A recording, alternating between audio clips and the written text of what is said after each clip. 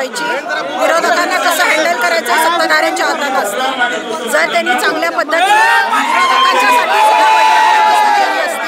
आमच्या ठरावधारकांना जर भेटायला बसायला जागा दिली असती आणि बोलायला हातात माईक दिला असता तर कदाचित शांततेची सभा पार पडू शकली असती. पण विरोधकांकडे आता कुठलाही मुद्दा नाही आहे. त्यांना गोकुळच्या सभासदांशी देणं घेणं नाही. त्यांचे टँकर बंद झालेत म्हणून हा अट्टास सगळा सुरू आहे असा आरोप सतेज पाटला. टँकरवरती एकही प्रश्न उपस्थित मी केलेला नाही आहे गेले 3 वर्ष.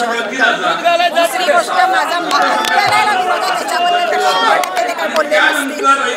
असो, टँकरचा विषयच नाही आहे. जे 4 विषय मी सांगितले ते सभासदांचे होते. काल सुद्धा सगळ्यांच्या समोर मी मांडलेले आहेत. आजही पाहिजे तर परत मी ते रिपीट करते.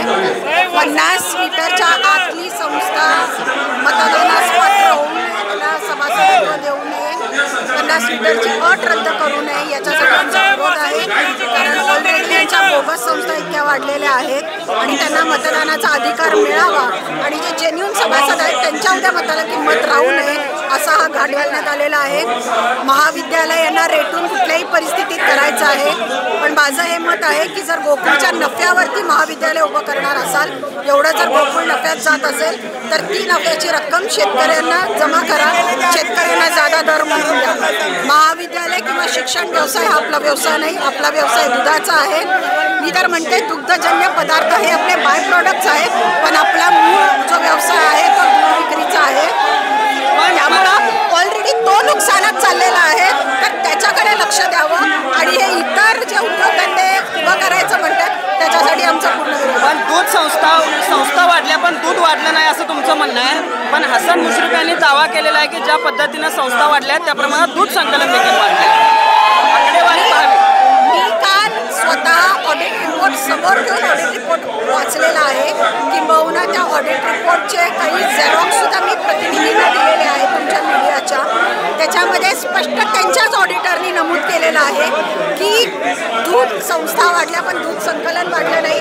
जो काही फुकीर आकडा दिसतोय दूध संकलन वाढल्याचा ते कार्यक्षेत्राबाहेरील दूध आहे. आपल्या मागच्या वर्षीपर्यंत आपण 80% दूध कार्यक्षेत्रातलं घेत होतो. आज आपण फक्त 71% आलो. त्यामुळं कार्यक्षेत्रातलं दूध हे लोक वाढवत आहेत आणि सांगतात की आम्ही दूध वाढवतो. यांनी म्हशी दिल्या, म्हशी देण्यासाठी हे लोक काय करतात, कर्ज पण द्यायला लागलेले आहेत, संस्था वाढवायला लागलेले आहेत. पण त्या मानाने स्पेसिफिकली सांगा अगदी काटेकोरप्रमाणे की कार्यक्षेत्रातलं दूध किती वाढवतं. ज्या पद्धतीनं आता ही सगळी सभा चालवली गेली, विरोधकांची समांतर सभा होणार आहे का किंवा समांतर सभा मला घ्यावी लागेल कारण जे माझे मुद्दे आहेत ते सर्व सभासदांच्या पर्यंत पोहोचले पाहिजेत. इथे आम्हाला अपेक्षित होतं की ते जेव्हा प्रश्न उत्तरं वाचून दाखवत आहेत तेव्हा कमीत कमी जे आम्हाला प्रतिप्रश्न पडत आहेत त्याची उत्तरं आम्हाला इथे मिळतील. पण ते तसं काही दिसत नाही आहे. गेले मला वाटतं 2 तास चेअरमनच बोलायला लागलेले आहेत. पहिला तर ते प्रस्तावित समता संस्थेला, त्याच्यानंतर आता प्रश्न उत्तरं वाचतायत. विरोधकांना बोलायची संधीच देत नाही. खरं तर सभासद मोठ्या संख्येनं बाहेर गेल्याचं पाहिलं. सगळ्यात दुर्दैव हे आहे की प्रस्ताव वाचल्यावरती, ठराव वाचल्यावरती चेअरमनला स्वतः माईक घेऊन सभासदांना सांगावं लागतं की मंजुरी द्यायला हात वर करा. हे सगळ्यात मोठं दुर्दैव. पण सभासद, सामान्य जे सभासद आहेत ते देखील कुठेतरी थांबले नसल्याचं अहवाल वाचन सुरू असतानाच ते उठून गेल्याचं दिसले. मागचे का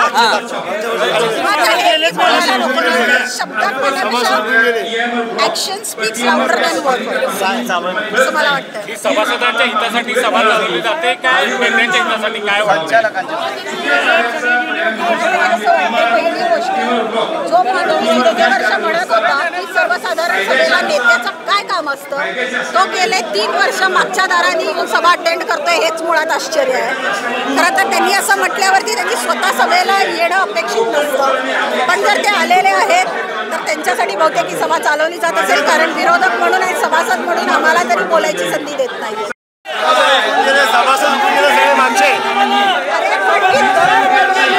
गोकुळच्या सर्वसाधारण सभेच्या आधी प्रेस घेते हा जो गोंधळ घातला गेला